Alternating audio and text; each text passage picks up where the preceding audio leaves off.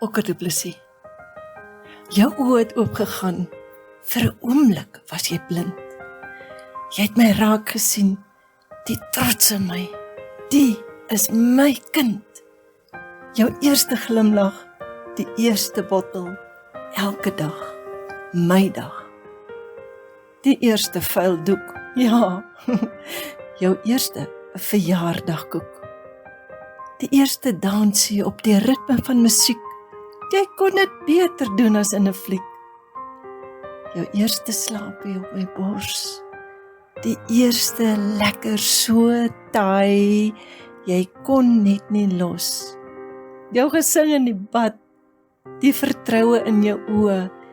En so het my lewe begin sonder vertoë.